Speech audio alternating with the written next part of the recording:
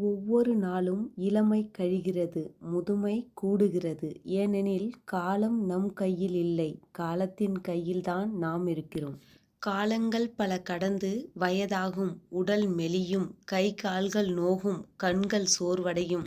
எவ்வளவு வசதிகள் இருந்தாலும் நமது வலிகளையோ அல்லது வேதனைகளையோ பணம் கொடுத்து துளி அளவுக்கு கூட மற்றவர்களுக்கு மாற்றிவிட முடியாது. கஷ்டங்கள் வரும்போதுதான் கடவுள் நினைப்பு வரும். பண நெருக்கடி வரும்போதுதான் வீணாக செலவழித்தது ஞாபகம் வரும். மருத்துவமனையில் இருக்கும்போதுதான் ஆரோக்கியத்தின் அவசியமும் அதை அலட்சியப்படுத்தியதும் புரிய வரும். மனவேதனையில் தனிமையில் அழும்போதுதான் ஆறுதல் சொல்ல நல்ல நண்பர்களை, உறவினர்களை சம்பாதிக்கவில்லையே என்று வருந்த வேண்டி வரும். கட்டிலில் முடங்கும் போதுதான் பெரிய வீட்டை கட்டி உழைப்பை வீணாக்கியது புரியும். நாம் செய்த பாவங்கள், நம்பிக்கை துரோகங்கள் இறுதி காலத்தில் கண்டிப்பாக நம்மை வந்து கஷ்டப்படுத்தும். மரணம் ஒரு நாள் நிச்சயம் நம்மை வந்து சேரும்.